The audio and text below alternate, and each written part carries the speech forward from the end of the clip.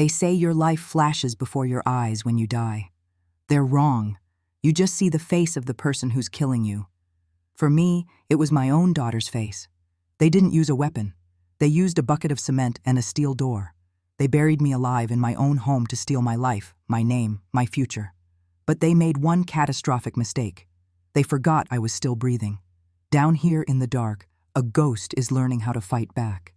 And I promise you, you don't want to miss the moment I walk back into the light. To see how a dead woman reclaims her world, make sure you follow my story, hit that like button, and ring that notification bell. Because the silence is about to break, and the dead have so much to say. My world ended not with a bang, but with the scrape of a trowel against concrete. The sound was methodical, rhythmic, obscene. It was the sound of my daughter, Amelia, and her husband Mark, entombing me. It was the summer of 2015, in our sprawling house in Pasadena, California, a house that had been my sanctuary and was now my sepulcher.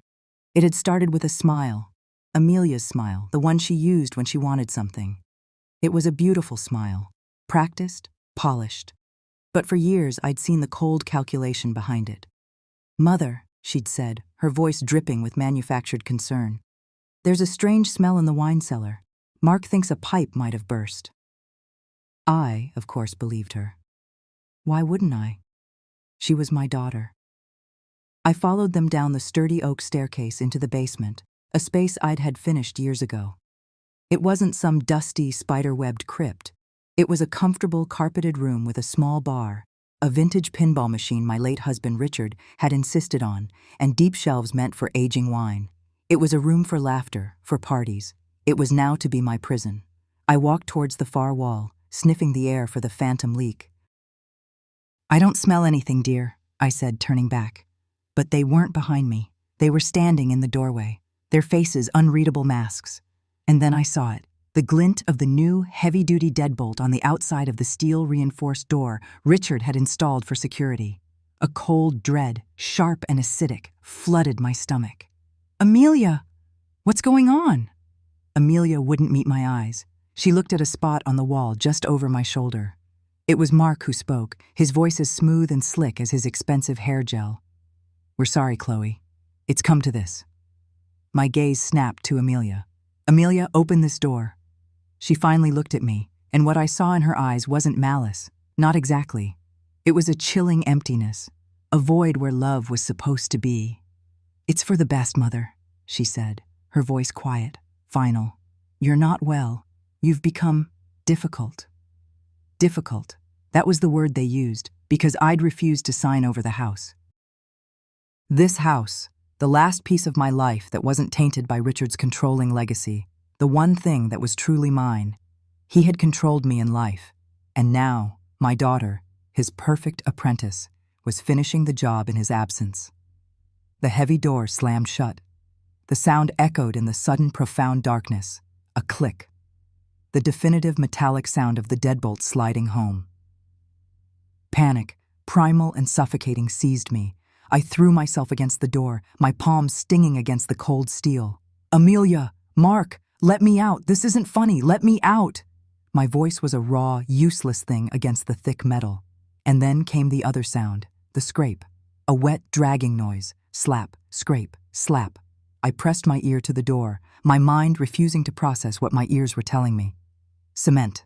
They were cementing the door from the outside. A scream tore from my throat, a sound of pure animal terror.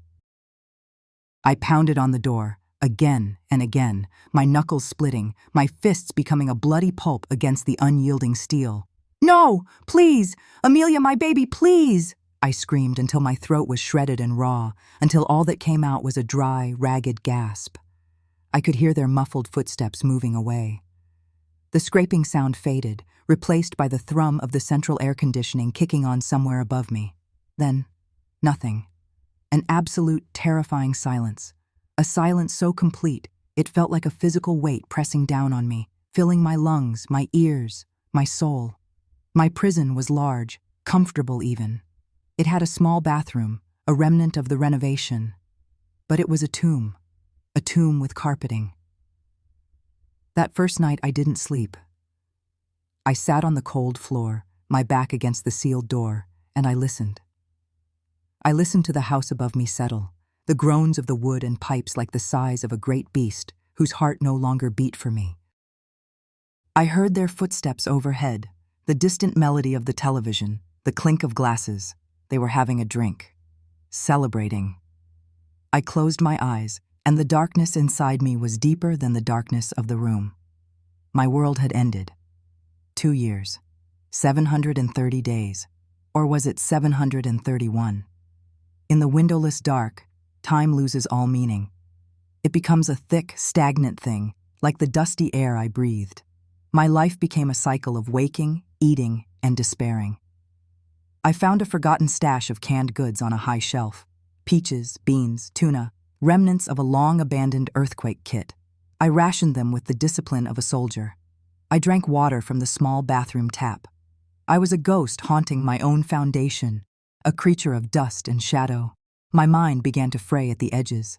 I held long, detailed conversations with Richard, yelling at a ghost who couldn't hear me, finally saying all the things I was too afraid to say when he was alive. And I paced the perimeter of the room, my path worn into the plush carpet like a track in a zoo enclosure. I lost weight until my skin hung on my bones and my hair grew long and matted. I was forgetting the sound of my own voice. Some days the silence was so loud it was all I could hear. I was withering, a plant forgotten in a closet, and a part of me, a small, tired part, was ready to let go. And then, a sound. A sound that didn't belong. It wasn't the groan of the house or the hum of the pipes. It was a scrape. A small, furtive scrape from the far wall. I froze, my heart hammering against my ribs. It came from the old laundry chute, a brass-doored dumbwaiter Richard had installed to send laundry from the upstairs hall directly to the basement utility room. We had never used it. It was a relic of his obsession with convenience. My breath hitched. I crept towards the sound, my bare feet silent on the carpet. The scraping continued, insistent. Was it a rat? Had I finally, truly lost my mind? The small brass door, not much bigger than a dinner plate, creaked open a few inches. I held my breath, and then a small hand, impossibly small, pushed through the gap. It held a granola bar and a plastic bottle of water. Tears, hot and sudden, streamed down my face. I hadn't cried in over a year. I stumbled forward and took the offerings with a trembling hand. A whisper, a child's high-pitched, nervous whisper, snaked down the chute. "Grandma?" It was Liam, my grandson. He was only 10 years old. He was supposed to be a world away, living a happy life, not whispering into the guts of a house that had swallowed his grandmother whole. "Liam," I croaked, my voice a stranger's, rusty from disuse. "Oh, Liam." He told me later, in hurried, whispered sessions, how he'd found me. He'd been hiding in the upstairs linen closet during one of his parents' screaming matches, arguments that had become more and more frequent, he said. Huddled amongst the towels, he'd heard a sound from below, a faint, rhythmic weeping. My weeping. He had followed the sound to the chute, and with a child's curiosity, had pried open the door that his parents had told him was painted shut. He became my secret, my savior, my lifeline. He was the first crack of light in an endless night. Over the next 8 years, Liam was my only connection to the living world. He was my keeper. The granola bar became a steady, if meager, supply of food. Sandwiches snuck from the kitchen, bruised apples, bags of chips. He brought me blankets when the winter cold seeped through the concrete. He brought me books from the school library, their pages a passport to other worlds, a vital defense against the encroaching madness. He smuggled down batteries for an old emergency radio I'd found, and I would spend hours with it pressed to my ear. The static-filled voices of newscasters and DJs a holy chorus, proof that the world outside still existed. And we communicated in whispers through the chute.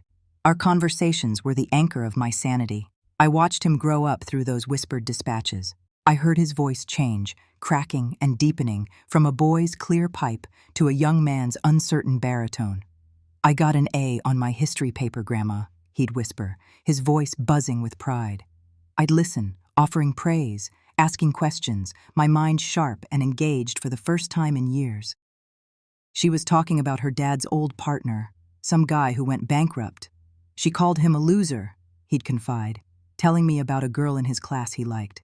I would give him advice, drawing on a lifetime of experience I thought had been rendered useless. He told me about his parents. Their fights grew worse. Mark had lost a lot of money on a bad investment. Amelia was drinking more. They were rarely home at the same time. The grand Pasadena house had become a cold, gilded cage for him, too. He told me he hated it there. "They don't even talk to me," he said one night, his voice thick with a teenager's pain. "It's like I'm a piece of furniture, except when they want to yell at me about my grades." In that dark, musty space, I became his confidant, his only real family. He saved my body, and I, in turn, tried to save his spirit from the poison of his parents. I was his secret, and he was mine. He was the only reason I didn't let the darkness consume me. He was the only reason I clung to the hope of one day feeling the sun on my face again. Every scraped-together sandwich, every whispered story, was a brick in the foundation of my will to live. I was no longer just a prisoner. I was a grandmother. I had a purpose. I had to survive for Liam. It is now 2025. Or so Liam tells me. A decade. A decade spent in this room. Liam is 20 years old, a freshman at UCLA, living on campus but coming home on weekends, ostensibly to do his laundry, but really to see me. He is a man now. I see it in the set of his shoulders when he crouches by the chute, hear it in the confident timbre of his voice. One Saturday, his whisper is different. It's urgent, laced with a new kind of tension. "Grandma," he says, "I'm bringing you something. It's risky. Mom and Mark installed a new security system. It tracks all the Wi-Fi connections, but I found a workaround. You need to see. You need to know everything." A few minutes later, a slim, cold object slides through the chute, followed by a small, heavy brick, a smartphone and a portable charger. I hold it in my hands, this artifact from a future I was never meant to see. The screen glows to life under my touch, an impossibly bright rectangle in my world of shadows. My fingers, clumsy and unaccustomed, tremble as I type. "What do I do?" I whisper, my voice shaky. "Just search your name," Liam says from above. "Chloe Carmichael." My heart feels like a trapped bird beating against my ribs. I type the letters slowly. CHLOE. The search results populate instantly, news articles, social media profiles, and the first link from a local Pasadena newspaper site. My breath catches in my throat. The headline reads, "Pasadena philanthropist Chloe Carmichael passes away at 67. The date is October 31st, 2017. 2 years after they locked me in here. I click the link. A picture of me, taken years ago at a garden party, smiles out from the screen. I read my own obituary. Chloe Carmichael, beloved wife of the late Richard Carmichael, passed away peacefully at her home after a long and courageous battle with a degenerative neurological illness. The lies are so neat, so plausible.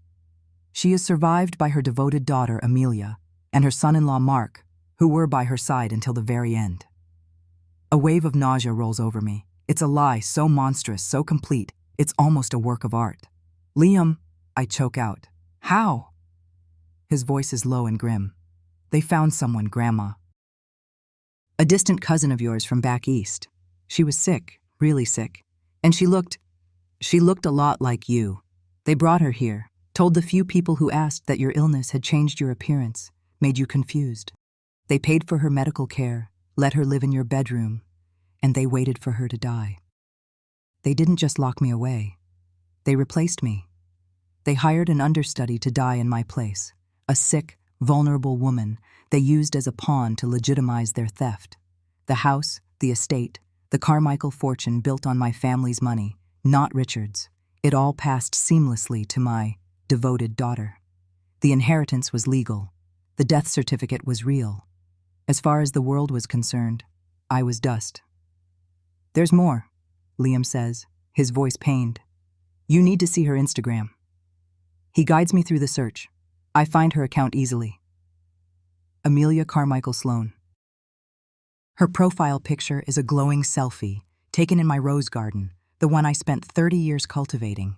She's wearing my sapphire necklace, the one my father gave me, a constellation of deep blue stars against her skin. Her bio reads, CEO of Carmichael Properties, philanthropist, proud wife, honoring my parents' incredible legacy.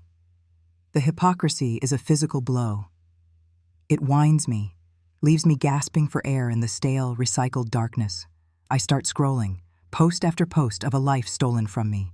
There she is, clinking champagne glasses at a fundraiser for a women's shelter, the caption full of empty platitudes about female empowerment. There's Mark, standing beside a new black Mercedes in the driveway, grinning, with the caption, "Hard work pays off."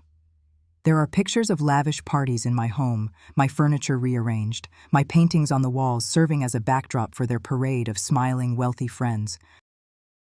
They've redecorated my living room in cold shades of gray and chrome, erasing every trace of my warmth. I see a video from Amelia's last birthday. She's blowing out the candles on a cake, surrounded by people, laughing. She looks happy, genuinely, radiantly happy. There is no trace of grief, no shadow of the monstrous secret she keeps beneath her feet. In that moment, watching her laugh in my house, on my money, in my life, something inside me shifts. The fear that has been my constant companion for a decade, the fear of the dark, the fear of dying alone, the fear of being forgotten. It doesn't just fade, it burns away, consumed by a fire I didn't know I possessed. The profound, heart-wrenching sorrow I felt for the daughter I had lost evaporates, replaced by something else, something cold, hard, and razor-sharp. It is the ice-cold clarity of pure, unadulterated rage.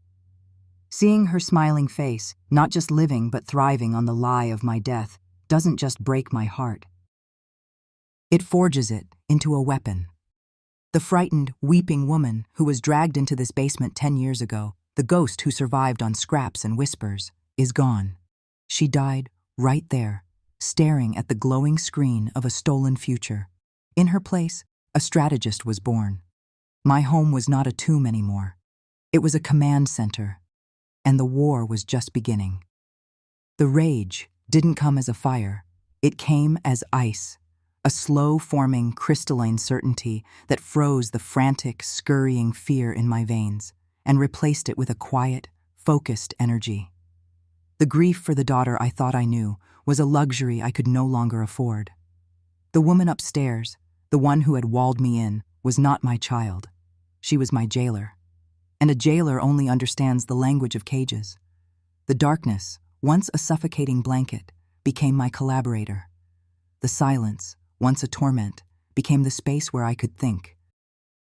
One night, the smell of rain-soaked earth drifting from some unknown crack in the foundation sharpened my mind. I pressed my mouth to the cold metal of the food chute, my voice a dry rasp, a conspirator's whisper. "Liam," I breathed, praying the sound would carry. "Liam, are you there?" A faint rustle from above, then his hushed voice, a lifeline in the abyss. "I'm here, Grandma. What is it?" "I need you to listen very carefully. No questions until I'm finished. In your grandfather's study. Do you know it? The one they never use, with all the old books?" "Yes, that one. On the west wall, there's a large bookshelf, dark walnut. Your grandfather built it himself. He was proud of his secrets. The third shelf from the bottom, all the way to the right. There's a set of leather-bound encyclopedias. They're dummies. The entire back panel of that section is false. You have to push on the top left corner, hard. It will click open. Inside there should be a long cardboard tube sealed with wax. I paused, my heart hammering against my ribs. I was asking a 20-year-old boy to commit an act of espionage in his own home. "Grandma, what's in the tube?" His voice was tight with a mixture of fear and excitement. "The original blueprints of this house," I said, the words feeling powerful on my tongue. "Your grandfather was a brilliant architect, Liam, but he was also a deeply paranoid man. He believed everyone was trying to steal his genius. I was his silent partner. He would sketch the broad strokes, the grand, egotistical gestures. I was the one who made them work. I drew the lines that turned his fantasies into functioning structures. I knew every joist, every hidden cavity, every mistake he papered over. I know this house better than I know my own body. The house is the crime scene, Liam. And now, it will be our weapon. The silence on the other end was profound. I imagined him, standing in the sterile, brightly lit kitchen, a world away from my subterranean gloom. I imagined the weight of my request settling on his young shoulders. "Okay," he finally whispered. "Okay, Grandma. The bookshelf. I'll do it tonight, after they're asleep." The hours that followed were the longest of my 10-year captivity. Every creak of the floorboards above was Mark's heavy footstep. Every distant hum was Amelia on the phone, laughing, living her stolen life. I sat with my back against the damp concrete, tracing the lines of the house in my mind, refamiliarizing myself with its bones. Richard had designed it to be a fortress for his ego. I would turn it into a tomb for their lies. It was nearly dawn when I heard the faintest scratching at the chute. A small rolled-up piece of paper fell through, tied with a thread from his sock. I fumbled for it in the dark, my fingers trembling as I untied the knot. I didn't need light to read it. I knew what it would say. I held the smooth, crisp paper, the ghost of a blueprint, and felt the first tremor of power. Over the next few weeks, the cellar transformed from a prison into a war room. Liam would bring me pages he'd photographed with the phone, and I would study them, my memory filling in the gaps. We spoke in code, in whispers, through the chute and the glowing screen of the phone. The blueprints became our sacred text. "Look here," I'd murmur into the phone, my finger tracing a line on the screen that Liam couldn't see. Section C7. Richard was obsessed with the Prohibition era. He saw it as a time of clever secrets. He built a small cellar exit behind the main wine rack. It was a vanity project. He used to boast that he could get a case of bootleg whiskey in without anyone knowing. It was sealed with brick and plaster in the 80s when the city codes changed. But the tunnel, Liam, the tunnel to the old storm drain system, should still be there. They would never think to look for it. Liam was my eyes, my hands. He confirmed its existence with a small probe camera he'd bought online, snaking it behind the heavy oak rack. "It's there, Grandma. It's exactly like you said. Bricked up, but the space behind it is hollow." Escape was no longer a frantic dream. It was a logistical problem, a matter of engineering. But freedom was only half the equation. Vengeance was the other.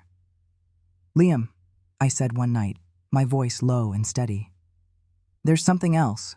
In the same secret compartment as the blueprints, did you see a set of black leather-bound books? They look like journals." "Yeah, I saw them. I left them there. I was scared to take too much at once." "I need them. Those are not journals. They are your grandfather's real ledgers, the ones he kept off the books. He trusted paper more than he trusted people, and he trusted his own secret hiding places most of all. He taught Amelia that every dollar has a story. I'm going to find out what story my money has been telling." I was no longer just a prisoner planning to escape. I was the architect of their downfall, and I was laying the foundation, brick by painstaking brick. As I studied the financial schematics their lives were built on, the ghost of their architect began to haunt me. Planning their destruction dredged up the memories of my own. The darkness of the cellar became a projection screen for the past, and Richard's face, with its thin, dismissive smile, was the star of the show. I remembered the evening he unveiled the design for the Pasadena Civic Auditorium expansion. We were at a gala, surrounded by the city's elite.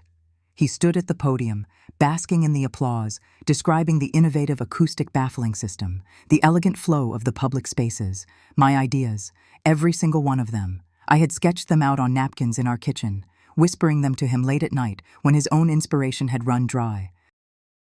I had solved the structural problems that had stumped his entire firm. Standing by the bar, holding a glass of champagne I couldn't drink, I watched him accept the accolades. Later, when a councilman praised the design to me, Richard had laughed, patting my arm. "Chloe is my muse," he'd said, the words dripping with condescension. "She has a wonderful, simplistic way of looking at things that helps me clear my head." He dismissed me in public, then cashed the check on my genius in private. I had stood there and smiled, the good wife, the silent partner. The foundation of my own prison was laid long before Amelia brought the cement. And Amelia?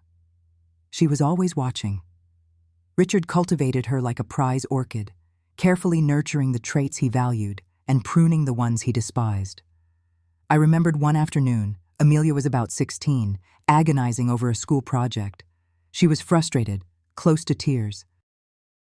I sat with her, telling her it was okay to be imperfect, that the effort was what mattered. Richard walked in, saw her distress, and scoffed. "Tears don't build empires, Amelia," he'd said, his voice cold. He looked from her to me, a flicker of contempt in his eyes. "Don't listen to your mother. Her softness is a liability. You have my blood. You're a predator, not prey. Take what you want. That's the only rule that matters."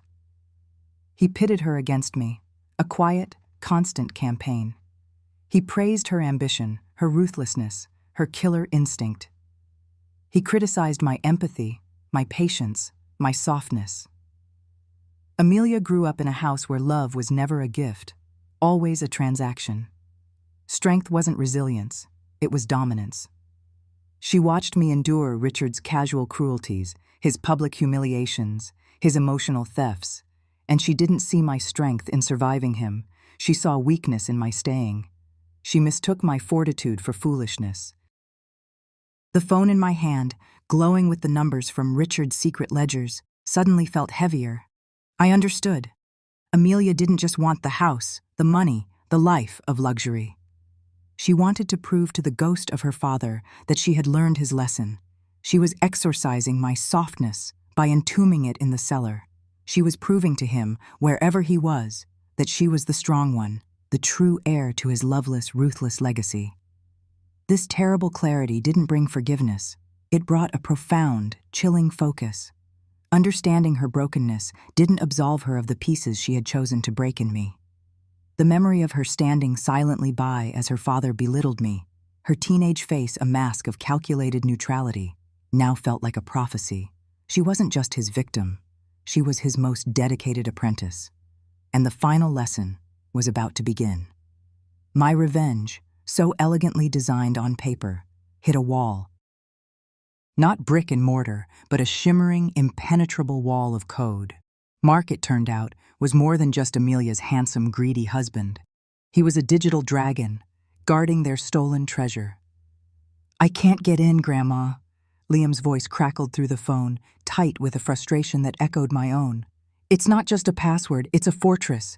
The whole house is wired to a central server in the office.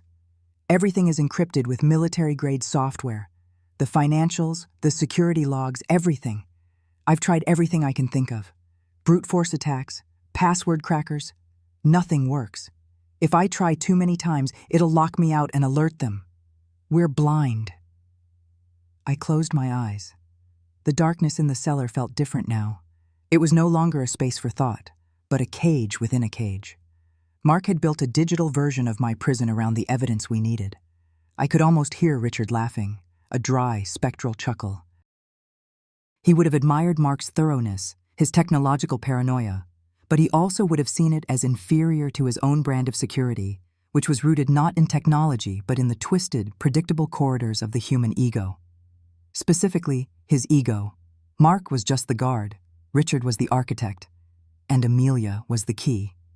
"Liam," I said, my voice calm. I forced myself to breathe slowly, to push past the panic. "Stop trying to break the lock. Think about the person who commissioned it." Mark set it up. "No, he installed it, but Amelia lives with it. And before Amelia, there was Richard. Mark is a technician. Richard was a psychologist of cruelty. He built systems around people's vanities and fears. Mark would use an uncrackable algorithm. Richard would use a password that was emotionally resonant, something that fed the user's ego every time they typed it." I let the silence hang, letting him follow my logic. I pictured Amelia sitting at that desk, her fingers poised over the keyboard. What would Richard have deemed a worthy key to their kingdom? What phrase would simultaneously flatter her and bind her to him? "He always told her she was his legacy," I whispered, the memory tasting like ash. It was his favorite word for her, his immortal legacy. "What are you thinking, Grandma?" "It's a long shot, Liam. But it's a Richard-sized long shot. I want you to try a password. No spaces, capitalize the first letter of each word, her birthday first, the full date, 8 digits." I heard the soft clicking of keys, followed by his initials, RC, Richard Carmichael, uppercase. More clicking, a pause, and then the word, legacy. I held my breath. The cellar was utterly silent. I could hear my own blood pounding in my ears. For a full 10 seconds, there was nothing. I was about to speak, to tell him it was a foolish idea, when a sharp, indrawn breath hissed over the phone. "Oh my God," Liam whispered. It wasn't a whisper of triumph. It was a whisper of shock. "Grandma, I'm in." The digital wall crumbled. It was like a dam breaking. What followed was a flood of pure, unadulterated evil, downloaded in neat, orderly files. Liam, his voice trembling, became my narrator for the theater of their crimes. Bank statements. "Grandma, there are transfers. Millions. The day after the funeral, transferred from your estate accounts into a new corporation. AM Legacy Holdings." Legacy. The word was a slap in the face. "Emails," he continued, his voice hardening. "Dozens of them, between Mark and a doctor, Alistair Finch. They're discussing the rapid decline of a patient, discussing the palliative care that was administered. They're talking about the woman they hired." "And the death certificate?" I asked, my voice a dead thing. "It's here, a PDF scan, signed by Dr. Finch. Cause of death, massive coronary thrombosis. Date of death, October 26, 2017. 10 years to the day from when they planned to celebrate their success. The chilling poetry of it was not lost on me. Keep looking, Liam. What else? Contracts, real estate contracts. They've been buying up commercial properties all over downtown, using the holding company, using your money to build their own empire." He paused. "Wait, there's more. Encrypted chat logs between Amelia and Mark. From before. From 2015. He read them aloud. Cold, practical messages about the price of cement mix. Arguments about the best way to soundproof the door. A final message from Mark to Amelia, sent on the day I was interred. Phase 1 complete. The legacy is ours. We had it. Not just a smoking gun. We had the entire arsenal, the blueprints, the purchase orders for the bullets, and the signed confession. The digital wall hadn't just been an obstacle. It had been their vault, and they had handed us the key. In the cold, methodical march of our planning, I had forgotten about the heart. My own, and the one that beat in my daughter's chest. Liam, in his quiet diligence, became the curator of their lives, feeding me sanitized snippets of their day-to-day existence from their social media, their calendars. It was all data, evidence for our case. Until one evening, he sent me a video. I pulled this from Mark's cloud backup, his text read. "It's from her birthday last week." I tapped the screen. The small rectangle of light flickered to life, a window into a world I couldn't reach. It was a party. Laughter, music, the clinking of glasses, and in the center of it all was Amelia. Mark was holding the phone, and Liam was walking towards her, carrying a cake alight with candles. She turned, and her face broke into a wide, luminous smile. She threw her head back and laughed, a genuine, unburdened sound, as everyone began to sing.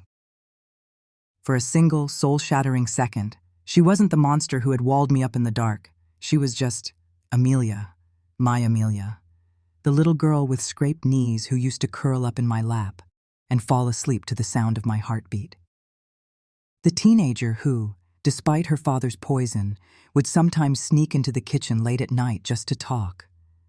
The woman I had loved more than my own life. A wave of guilt, so profound it was physically sickening, washed over me. It felt like swallowing acid. My breath caught in my throat. The blueprints, the ledgers, the escape plan. It all felt like a monstrous, grotesque betrayal. This was my daughter, my child, and I was methodically, coldly plotting to destroy her, to strip her of everything, to expose her to the world, to send her to prison. What kind of mother does that? My resolve, the icy certainty that had been my shield and my sword, shattered into a million pieces. I was shaking, tears I thought had long since dried up, streaming down my face in the darkness. I grabbed the phone, my fingers fumbling on the screen. "Liam," I typed, my thumbs clumsy and slow. "I can't do this." I confessed everything in a torrent of whispered messages. The crushing guilt, the image of her smile, the sudden, overwhelming feeling that I was the villain of this story, an unnatural mother plotting against her own flesh and blood. He didn't reply for a long time. The silence stretched, filled only by the frantic thumping of my own guilty heart. I thought perhaps I had finally broken him too, that my weakness had disgusted him. Then his voice came through the phone, not a text, but a call. It was soft, but imbued with a strange, adult gravity. "Grandma," he began, "that woman in the video, laughing at her party, she isn't the mother I knew before you were gone." I listened, clutching the phone like a rosary. "When they brought the other woman home," he continued, his voice measured, "the one who was supposed to be you, she was a stranger. She was cold. Her eyes were empty. She never asked me how my day at school was. She never hugged me. She just sat in your chair watching television. And Amelia. Amelia was different with her. Polite. Distant. Like she was dealing with a business associate." He took a breath. "When that woman died, Grandma, Amelia didn't cry. Not once. Mark put his arm around her at the funeral, and she just stood there, staring straight ahead. A week later, they had a party. Not as big as this birthday one, but it was a party. They called it a celebration of life. But it felt like a closing dinner. A deal had been finalized." His next words were the ones that changed everything. They were not the words of a boy, but of a man who had been forced to see the world for what it was. "They are strangers, Grandma. They live in this house. They wear familiar faces, but they are strangers. I spent the last 8 years living with them. You whispering to me through a pipe in a wall. You are more my family than they have ever been." His words weren't a comfort. They were a surgeon's scalpel, cutting away the diseased sentimentality that was poisoning my purpose. They were a steel rod pressed against my spine, forcing it straight. He was right. The woman laughing in that video was a stranger enjoying the spoils of a successful, decade-long heist. The child I mourned was a ghost, a memory. My daughter, the real Amelia, didn't die of a massive coronary thrombosis in 2017. She died for me in 2015. She died the moment she watched Mark smooth the last layer of cement, sealing my world and her own heart in impenetrable stone.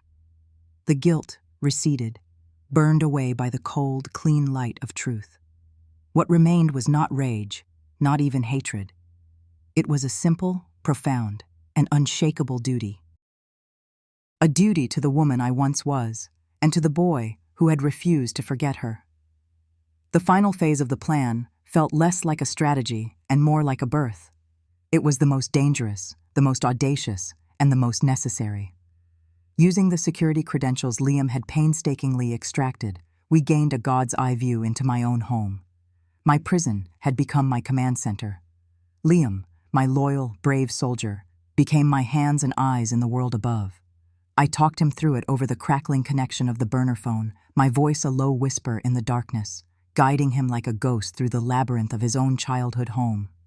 He moved with a phantom's grace, a skill born of years of practice, of sneaking food and supplies past the 2 oblivious monsters who raised him. The first camera was a smoke detector. I watched on the phone's tiny, brilliant screen as his hands, steady and sure, replaced the old one in the main foyer. The lens was a tiny, black, unblinking pupil embedded in the white plastic.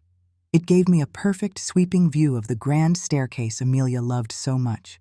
The one she'd always said made her feel like a movie star. Now, it would be the stage for her downfall.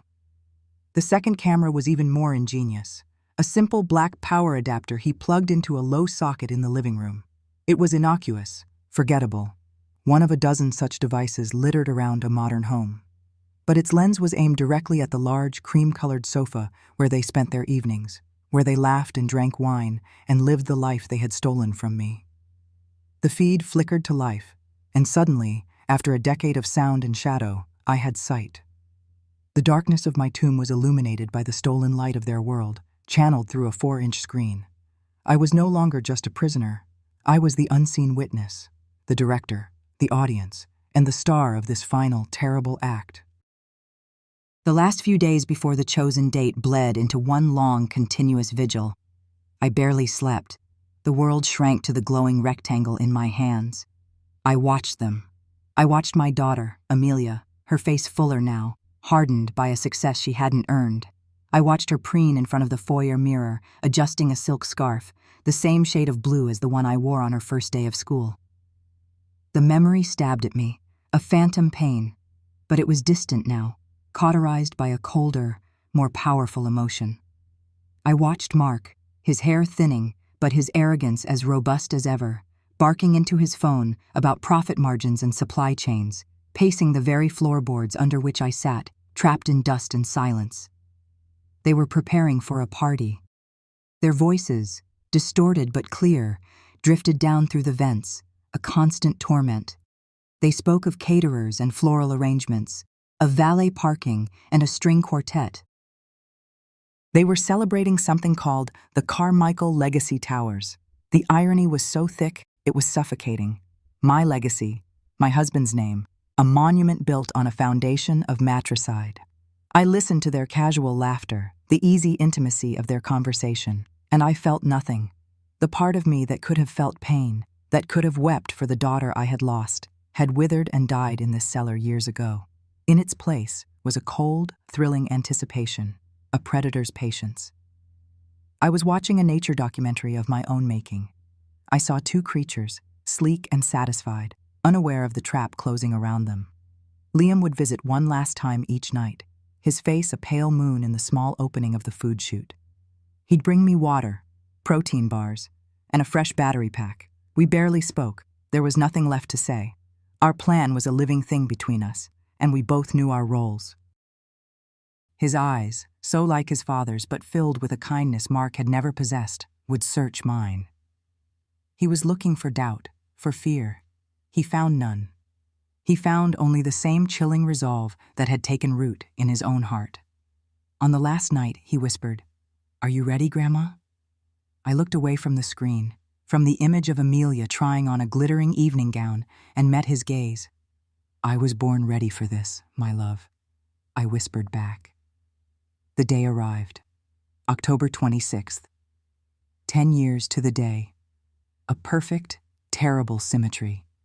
I knew it was the day without needing a calendar. A decade of darkness attunes you to the rhythms of the world in a way sunlight never can. I could feel it in the quality of the silence, in the weight of the air. Upstairs, the house began to stir with an electric hum of activity. The caterers arrived first. I watched them on my little screen, an army in white coats marching through my foyer, carrying trays of food that smelled so rich and decadent it was almost obscene. Then came the florists, filling my home with lilies and roses, funeral flowers for a life that was about to end. The music started around 7 o'clock, a low, thumping bass that vibrated through the concrete floor, a drumbeat for the execution to come. It was all over their social media, of course. Liam had shown me Instagram stories of champagne flutes and sparkling decorations, Facebook posts tagging their wealthy, influential friends. Carmichael, legacy, #building, the future, #Pasadena, power couple. They were curating their own legend, a spectacle of success for the whole world to admire. While the champagne flowed and the meaningless chatter echoed above, I began my work. Liam had brought me what I needed on his final visit, a bundle of clean clothes wrapped in plastic. I unfolded them in the gloom. It was a dress, a simple but elegant sheath of deep indigo blue. I remembered it. I had worn it to a small dinner party with my husband years before he passed, one of the last good nights we ever had. It was a relic from a different life, a different me. Putting it on felt like donning a costume. Or perhaps shedding one. The rough, stained rags I had worn for a decade fell away, and with them, the last vestiges of the victim.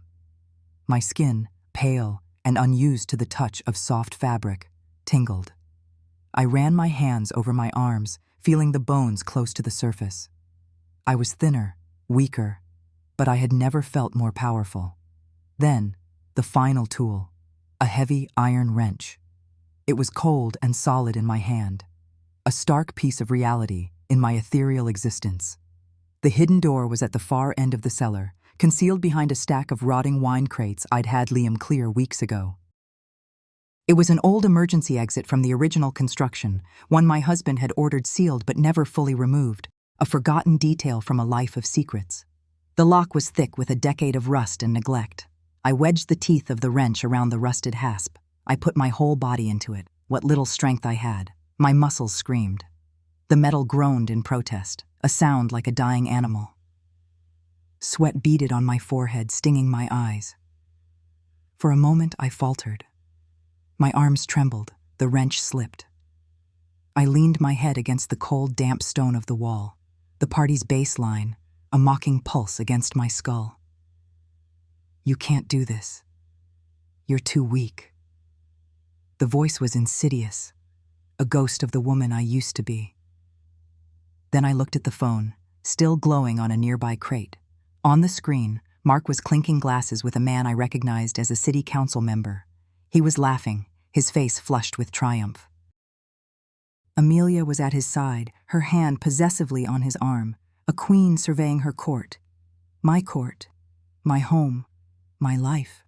A surge of pure, black rage, cold as the grave, flooded through me.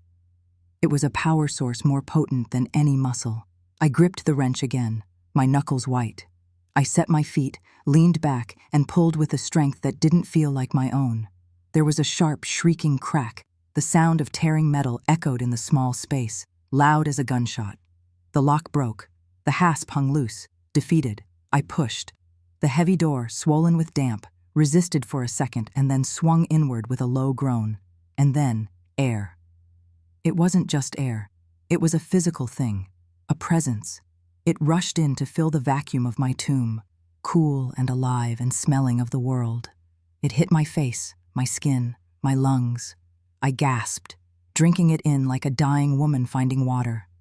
It smelled of jasmine from the vines that climbed the garden wall. It smelled of damp earth and cut grass. It smelled of freedom.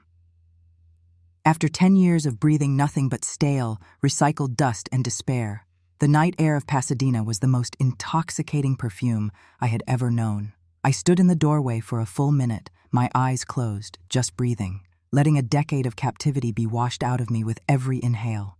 Then I stepped out of the dark and into the night. The lawn was soft and damp beneath my bare feet. The grass, cool and wet with evening dew, tickled my skin. It was an impossibly strange sensation after a decade of concrete. I was a wraith returned to her haunting grounds, a ghost walking the manicured gardens of my own past. The house stood before me, blazing with light, every window a golden square of warmth and laughter from which I had been exiled. I could see them inside, silhouettes moving behind the large bay windows of the living room. Figures dancing, heads thrown back in laughter, hands gesturing with champagne flutes. The thumping bass of the music was louder out here, a physical pressure against my chest, the frantic, joyful heartbeat of a life I was about to stop. I didn't feel like an intruder. I felt like the rightful owner returning to evict a pair of grotesque squatters. I walked slowly, deliberately, around the side of the house, my bare feet making no sound on the stone path. The path I had walked 1,000 times, coming home from the market, from a walk, from a life. Each stone was familiar, the slight dip near the rose bushes, the uneven edge by the fountain. It was all mine. I reached the front porch. The grand oak door, the one I had chosen myself, stood before me, solid and imposing. The porch light cast a warm, welcoming glow, a lie of hospitality. I could hear their voices more clearly now, snippets of conversation floating on the music-filled air. Mark's booming laugh. Amelia's high-pitched, affected giggle. I saw a couple step out onto the porch for a cigarette, their backs to me. They didn't see the shadow that had detached itself from the deeper darkness of the garden. They laughed, finished their cigarettes, and went back inside, closing the heavy door behind them, sealing themselves in with their hosts, sealing themselves in with me. I walked up the familiar stone steps.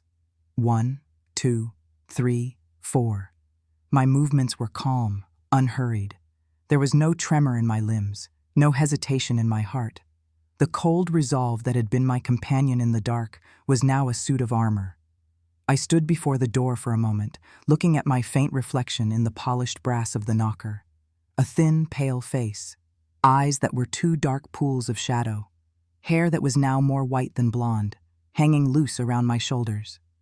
I did not recognize this woman, and yet I had never felt more like myself. I raised my hand. It was thin and pale, the skin almost translucent, but it was steady, rock steady. I knocked, once, a solid, definitive rap of knuckle against oak.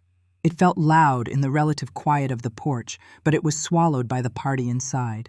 I knocked again, twice this time, harder, a commanding summons. Thud, thud. This time, the sound seemed to cut through the noise. Inside, I heard the music falter, just for a beat. A lull in the conversation. Someone had heard. I knocked a third time. 3 sharp, insistent raps. The knock of fate, the knock of the living dead. Thud, thud, thud. Silence. The music stopped completely. I saw a shape move behind the small, leaded glass peephole in the center of the door. A brief, dark flicker. They were looking, trying to see who would dare interrupt their perfect evening. I didn't move. I just stood there, bathed in the porch light, waiting to be seen. I heard the sound of bolts being drawn, the heavy click of the latch. And the door swung open. And there he was, Mark. He held a half-empty champagne flute in his hand. A self-satisfied, slightly drunken smile was plastered on his face, the smile of a man who believed he was the king of the world. His eyes, bleary from alcohol and arrogance, tried to focus on me. And then they did. The smile did not fade. It shattered. It dissolved from his face as if erased by an invisible hand, leaving behind a slack-jawed mask of pure, abject terror. The blood drained from his face, leaving his skin a pasty, sickly gray. The champagne flute slipped from his numb fingers, falling to the stone porch with a delicate, explosive crash, splattering his expensive shoes with gold. He made a sound, a choked, gurgling gasp, like a man who had been punched in the gut. He stared at me, his eyes wide, pupils shrinking to pinpricks. He looked as if he had just seen a ghost, because of course he had. I said nothing. I simply held his gaze and took a single step forward, over the threshold, and into the bright, warm light of my home. The light was a physical blow. After a decade in near-total darkness, the brilliant chandeliers of my foyer were like 1,000 tiny suns exploding behind my eyes. I blinked, spots dancing in my vision, but I did not falter. I kept walking forward, into the center of the room. The party didn't just stop, it died. The low hum of chatter, the clinking of glasses, the rustle of silk and wool, it all ceased to exist in an instant. A collective audible gasp sucked the very air from the room, creating a vacuum of profound, absolute silence. Every head turned towards me. 100 pairs of eyes, belonging to the most rich and powerful people in Pasadena, were fixed on the apparition in the doorway. Confusion rippled through the crowd, followed by a wave of shocked disbelief. Phones, which had been in pockets and purses just moments before, were suddenly in every hand, their small red recording lights blinking like a field of malevolent fireflies. And then, Amelia saw me. She was standing by the grand staircase, a vision in emerald green silk, a glass of champagne held aloft as she was mid-anecdote. Her laughter died in her throat, replaced by a strangled, horrified shriek that was more animal than human. The glass dropped from her hand, shattering on the marble floor. Her eyes, my eyes, locked with mine across the silent, crowded room. She saw me. She truly saw me. Not a ghost, not a memory, but flesh and blood. Her mother. The mother she had buried alive. Her perfectly made-up face contorted into a mask of raw, primal fear, and with a guttural moan, her eyes rolled back in her head and she collapsed in a heap of green silk on the floor. Several people rushed to her side, but most were frozen, their attention riveted on me. Mark, recovering a fraction of his composure, finally found his voice. It was a pathetic, sputtering wreck of a sound. Who are you?" he stammered, pointing a trembling finger at me. "Security! Get her out of this house! Get out!" I ignored him. He was nothing. A fly buzzing in the periphery. My focus was on the room, on the faces staring back at me. I let my gaze sweep over the crowd, meeting the eyes of people I once called friends, people who had attended my funeral and offered my daughter their empty condolences. I was calm. The chaos swirling around me was distant, like a storm seen from behind a thick pane of glass. When I finally spoke, my voice, hoarse from a decade of disuse, was quiet. But in the cathedral-like silence of that room, it carried like a bell. "Hello, Amelia," I said, my voice resonating with a strange hollow power. I looked down at her crumpled form being tended to on the floor. "I've been away." Then, I turned my calm, unwavering gaze back to Mark. He flinched, as if I had struck him. "I believe you have something of mine," I said, my tone even, conversational. The placid delivery made the words all the more menacing. He just stared, his mouth opening and closing like a fish. I took another slow step forward, my bare feet cold on the marble. "My house, my money, my name." I paused, letting the weight of each word settle into the thick, terrified silence. "My life." Amelia was stirring now, being helped into a sitting position by two of her friends. Her face was as white as a sheet, her eyes wild with a terror so profound it was almost madness. She was shaking her head, muttering, No, it can't be. You're dead. You're dead." Her denial was the final piece I needed. It was time for the coup de grace. The one blow from which there could be no recovery. I looked directly at her, past the friends trying to soothe her, past the decades of lies and cruelty, and I reached into the deep, shared past we had once had. "Amelia," I said, my voice softening just a fraction, a cruel imitation of motherly tenderness. "Do you remember the promise you made me?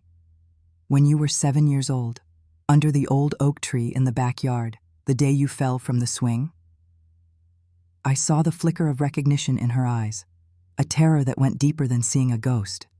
It was the terror of being truly known. "You were crying," I continued, my voice a relentless soft whisper that everyone in the room strained to hear. "You thought your arm was broken, and you made me promise.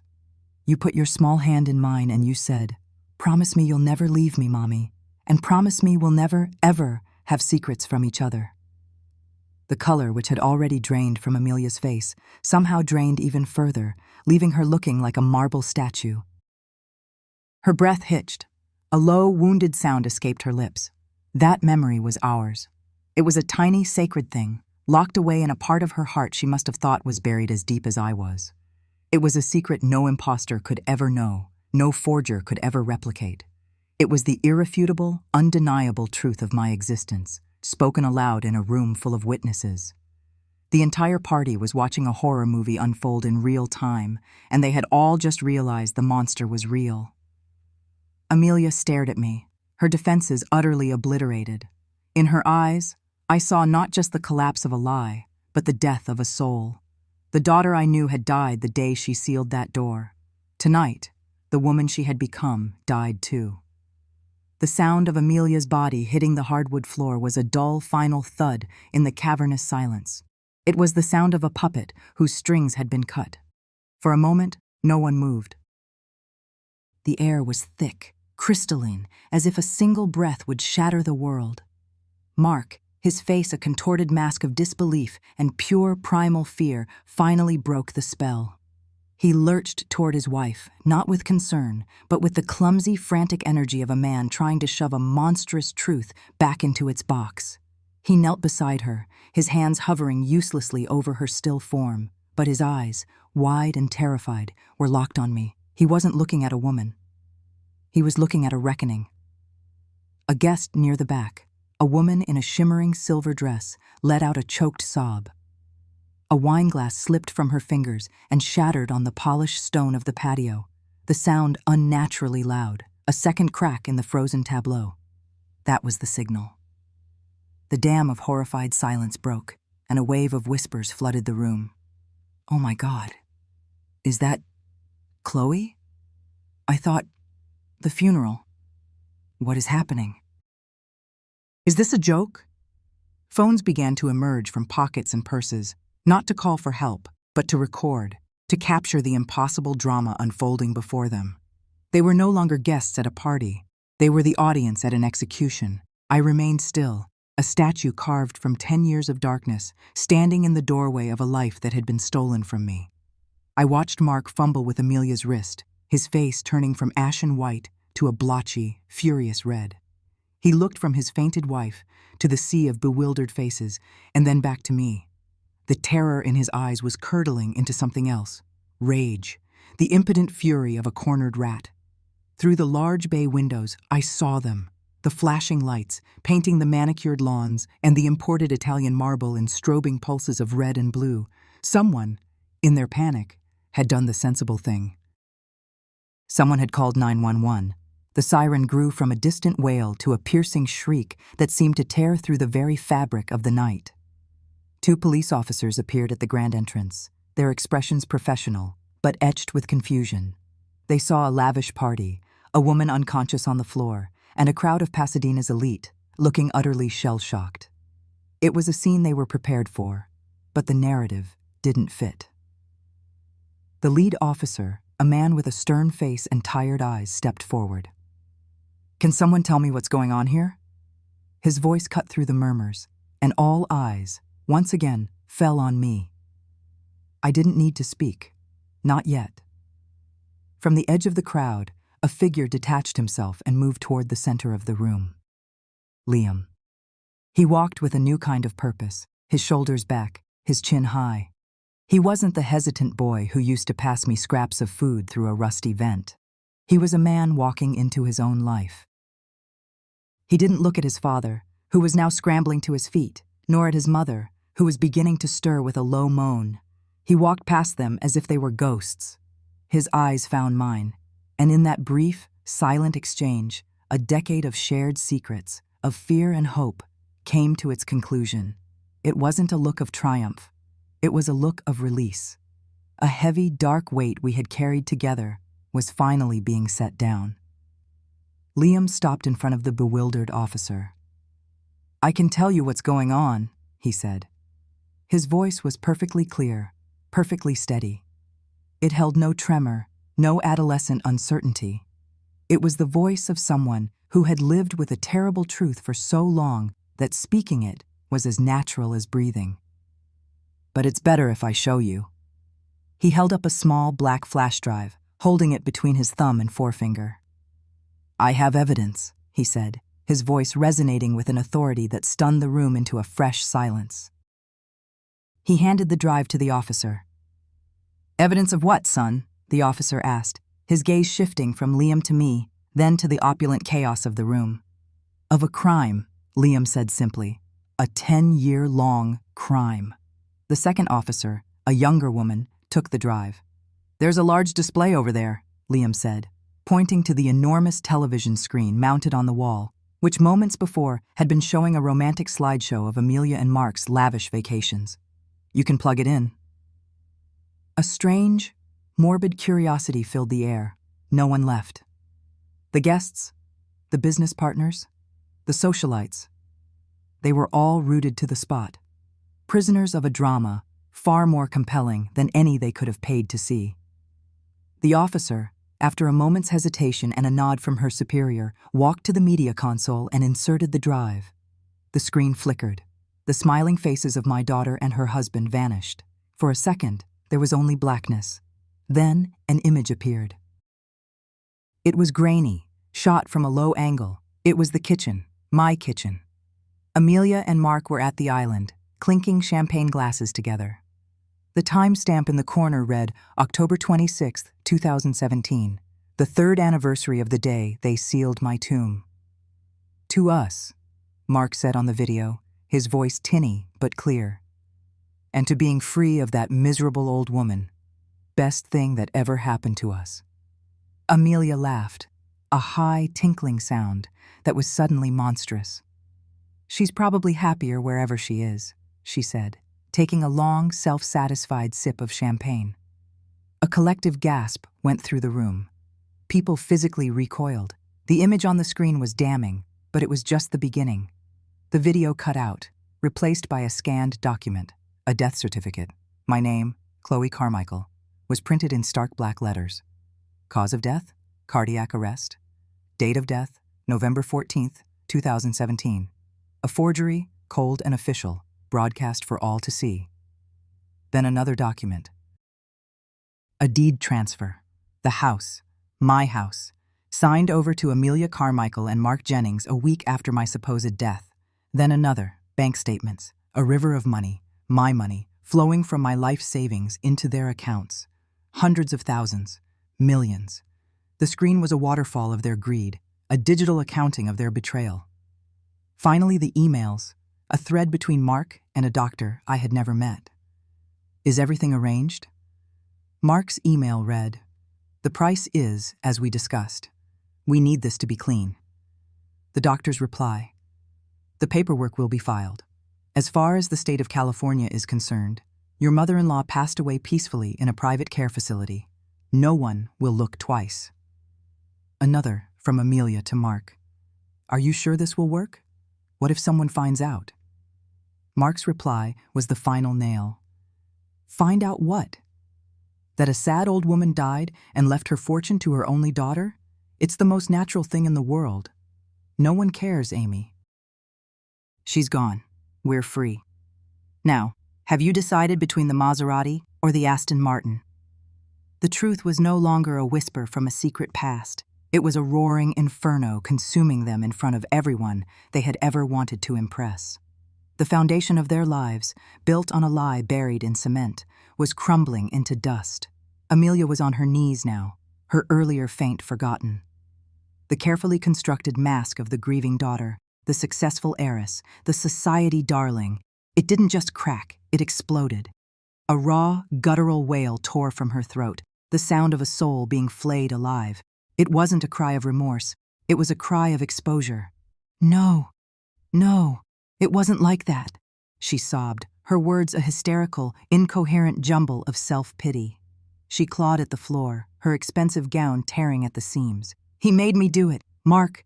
He said it was the only way. She never loved me. She always looked at me like I was a disappointment. I deserved it. It was mine." Her confession was a pathetic, gasping mess, the spoiled child emerging from the ruins of the woman. She was not crying for me. She was crying for the loss of her beautiful, hollow life. Mark was different. His breakdown was not one of tears, but of pure, venomous rage. The charming, successful facade melted away like hot wax, revealing the ugly, entitled parasite beneath. His face was purple, veins standing out on his neck like thick cords.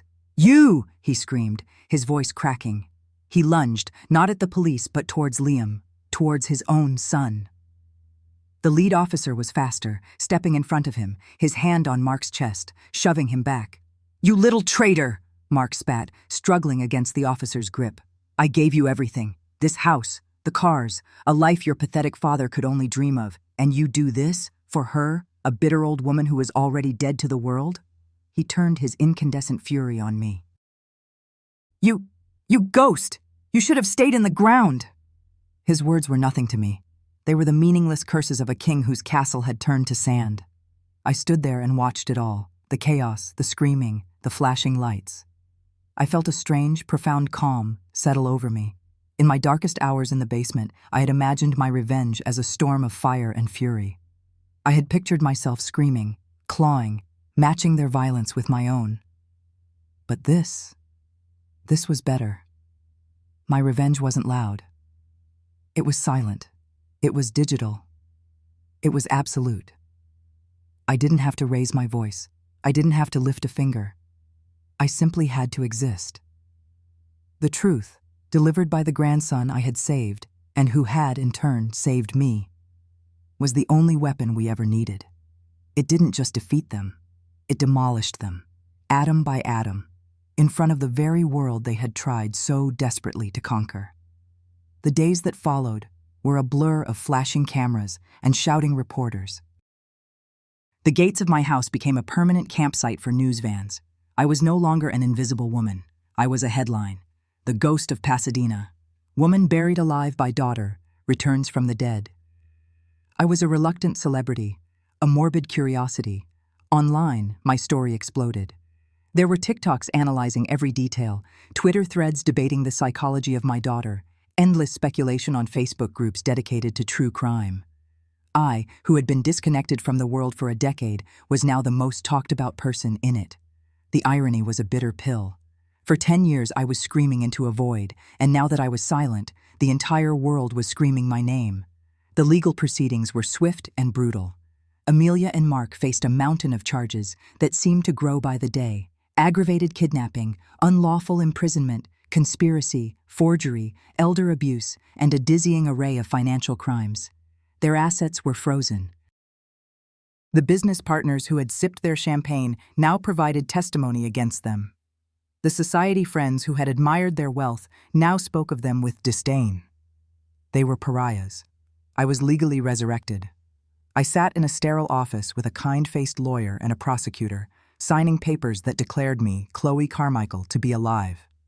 That returned ownership of my house, my accounts, my life, to me. It felt absurd, like a bureaucratic punchline to a decade-long joke. The state of California officially acknowledged that I had not, in fact, died of a heart attack in 2017. After the media frenzy died down and the legalities were settled, I walked through the house alone. Not the basement. I would never go down there again. I walked through the sun-drenched rooms upstairs. I ran my hand over the cold marble of a countertop Amelia had installed. I looked at a vast, abstract painting she'd bought with my money, a chaotic splash of colors that meant nothing. I saw the ghost of my husband, Richard, in the stern, patriarchal study he had designed. I saw his judgment in the set of the bookshelves, his ambition in the size of the desk. And I saw Amelia everywhere. Not the monster she became, but the little girl she had been, playing on the floor where she had fainted, desperate for a word of praise from a father who only taught her that love was transactional, that worth was measured in assets. This house wasn't a home. It had never been a home. It was a museum of a hollow marriage and a corrupted childhood. The basement had been my prison cell, but the sunlit rooms upstairs had been my gilded cage long before that. The entire structure was a mausoleum, not just for the 10 years they stole from me, but for the 40 years I had lost before that, trying to be the perfect wife, the perfect mother, in a place built on a foundation of control and conditional love. Staying was impossible. Selling it wasn't a choice. It was an exorcism. I sold everything: the house, the furniture, the art, the cars, every last vestige of that life. Months passed. The chill of the Pasadena autumn gave way to the cool, clean air of a new year. The final scene of my old life did not play out in that house of horrors. It took place on the pier at Santa Monica, the world sprawling out around me, alive and noisy and real. The wooden planks vibrated under my feet with the passage of tourists and fishermen. I could smell the salt from the ocean and the sweet, greasy scent of fried dough from a nearby stand. I could hear the raucous cries of the seagulls and the gentle, rhythmic crash of waves against the pilings. These were the simple, profound sensations of freedom. Liam was with me. He stood beside me, leaning on the railing, looking out at the endless blue expanse of the Pacific. He was quieter now, the fierce purpose of that night having settled into a deep, steady calm. He was enrolled in college, studying forensic accounting. He said he wanted to be the person who found the things that powerful people tried to hide. I watched the waves roll in, one after another, washing the shore clean before receding again. "I've donated it," I said softly, my voice carried away by the breeze. Most of it, anyway. Liam looked at me, his expression unreadable. I gave it to a few charities, I continued. One that supports victims of elder abuse, another that provides resources for children growing up in toxic families. The money, it was the reason for everything, the root of it all. It felt tainted. I couldn't build a new life on it.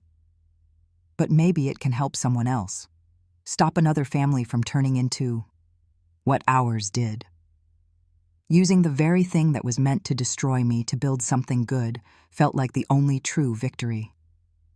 He nodded slowly, understanding completely. We stood in comfortable silence for a while, just watching the ocean breathe. You know, I said, my gaze fixed on the horizon, where the blue of the water met the pale blue of the sky. For 10 years, I was a prisoner in a basement. Everyone knows that part of the story. I took a deep, steadying breath, the salt air filling my lungs. But for 40 years before that, I was a prisoner in a gilded cage. A cage my husband built with his expectations and his coldness, and a cage my daughter locked from the outside with her resentment. She didn't just entomb me in 2015. She was just finishing a job her father started a long time ago.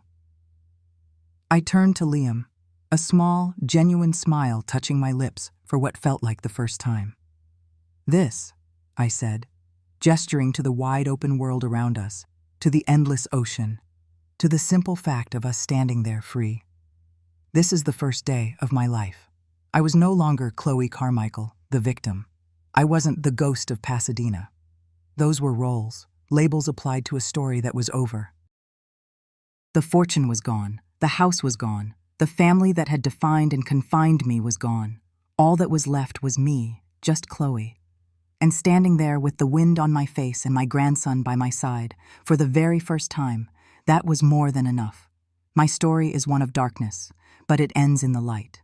If you've ever felt trapped, whether by walls of cement or walls of expectation, know that there is always a way out. The first step is the hardest, deciding that you deserve to be free. What's the one small step you can take today to reclaim your own story? Share your thoughts in the comments below. Let's remind each other that no cage is permanent.